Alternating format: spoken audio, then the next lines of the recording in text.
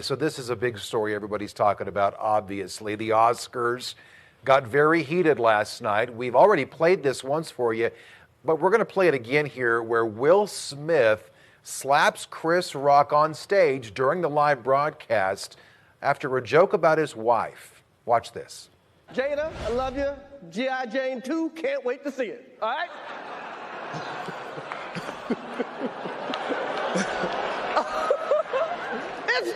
That was a nice one. Okay. I'm out here. Richard.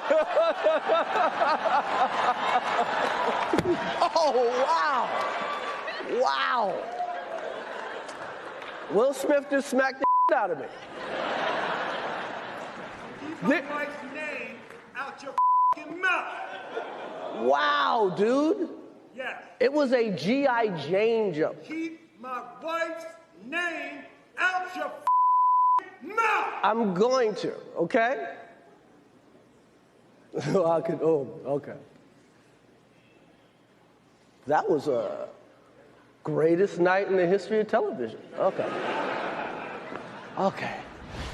I mean, so much reaction to this, and there's so many different theories. With me now to talk more about this situation and more about the Oscars itself is actor, singer, and host of The Bo Show on the Epoch Times, Bo Davidson, joining me from Fort Lauderdale. Bo, good to see you again. Thanks for being here. Yeah, thanks, David. I appreciate it. I love to chime in on this subject. You know, you and I were talking during the commercial break. You and I were both watching this live last night. I was watching it, and I thought maybe as Will Smith was approaching, it was going to be kind of a, oh, ha, ha, I'm going to go up there and kind of give him a little, rib jab or something. It turned into a real thing. What's your early reaction on this?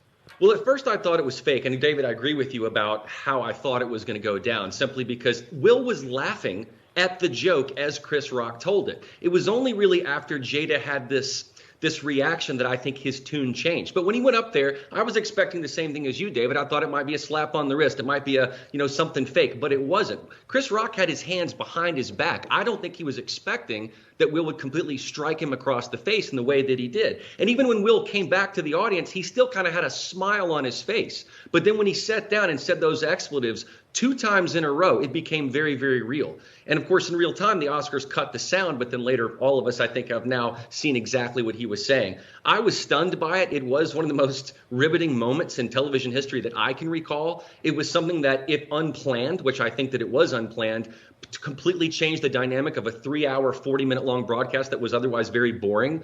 I think a lot of us are still in shock about it. But what I do want to say, David, is that some people out there on the right, Christians and conservatives, think that Will Smith was defending Jada's honor.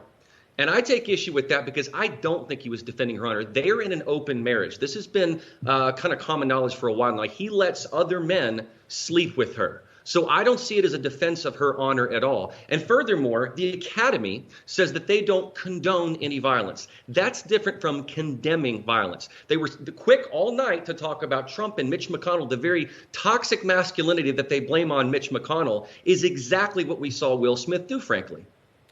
I guess I wonder, too, what the real Hollywood reaction and aftermath is going to be on this, because you've got so many different people sharing so many different perspectives. Some people are on Team Will on this. A lot more people are on Chris Rock's side on the situation. And what was stunning to me as well was this happened and the show just went on like nothing happened.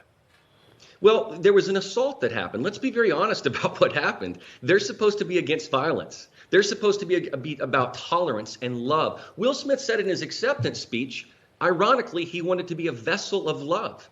How much more hypocritical can you be? He didn't even apologize to Chris Rock. He apologized to the Academy and to the people watching, but he didn't apologize to the very person that he should have apologized to. And I find it weird, honestly, David, because in his acceptance speech, he tried to tie this to the character he played. To Venus and Serena's father and King Richard. Encanto is supposed to be about family. I don't know what about Will Smith's actions made you seem like this was a family moment to be celebrated. He also tried to tie it to religion, saying that Denzel had told him before, hey, when your highest moment is when the devil comes for you. That was not a devil moment. That was a Will Smith moment. That could have been mental illness. I don't know. There are a lot of people saying that, but I will say just that I think that it was kind of a microcosm, David, of the culture war we're in. I saw so much hypocrisy on stage that night. It's like the Oscars can't get out of their own way. They can't help themselves. They continue time and time and time again, David, to seek a new low. And they did it again. They shoot at the Florida law. They shoot at violence. But yet, what did we just witness? One of the most violent acts in real television we've ever seen. So I find it just entirely hypocritical in an otherwise boring broadcast. Well, and also I would make this point too. It was almost like the producers kind of tried to shove it under the rug, because there's video out there where, you know, in the backstage press room area where the winners go to speak to the press afterward, there was somebody saying, "Don't ask these people anything other than what they're here to talk about, their win, nothing else discussed on stage, don't ask them." And also I thought it was interesting too, after that situation happened, we did not see Wanda Sykes, Regina Hall, and Amy Schumer again until the very end of the show. A lot of other rewards were given out. They didn't come out again till the very end, and they did not address it. Did you notice that too? I did notice that. In fact, the one moment of levity, I suppose, is when Amy Schumer came out and said, "Did something happen? Did I miss it?" She was trying to bring levity to it, but everyone was so shook. Everyone at home was shook about it, you know, and obviously the people in the audience, it was like, are we just going to pretend this didn't happen? And to your point, David, yeah, people did not want to acknowledge. They were told not to ask certain things. Why can't we have this conversation? Why I mean, what's taboo about that? This is real life. This is what we're dealing with. If we're going to have a Me Too movement and Hollywood's Academy is going to change their code of conduct, they've got to take this Oscar away from Will Smith. There's no other way to say it, because what he did was incomparable to anything else. I mean, we can talk about taking away from Roman Polanski, Harvey Weinstein. You know, let's be honest. I mean, there have been some predators out there in this community, but I just don't see how we can gloss over this. And I don't really know why anyone is coming to Will's defense on this, because it was an act of assault. And whether Chris Rock chooses to press charges, they're saying that he's not going to. I'm a bit surprised by that. I would. You know, and I saw some other people, just in closing here, you know, giving out on social media their reactions last night, saying, well, this just shows Hollywood hasn't learned anything, because nobody in the room booed him. Nobody in the room had any kind of reaction, and the show just went on like it is. So I'll give you the final word, Bo. Yeah, again, it's the culture we're in. It is, honestly, it's the Hollywood left. It's that mindset, honestly, David, versus the rest of America.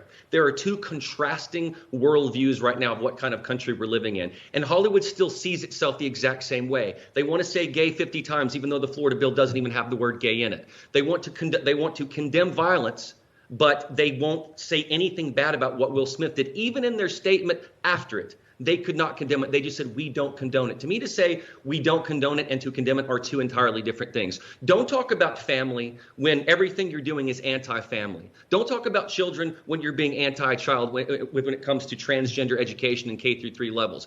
I just see this as the microcosm of the culture war that we are in. And that's got to change, but they don't want to change. They can't get out of their own way.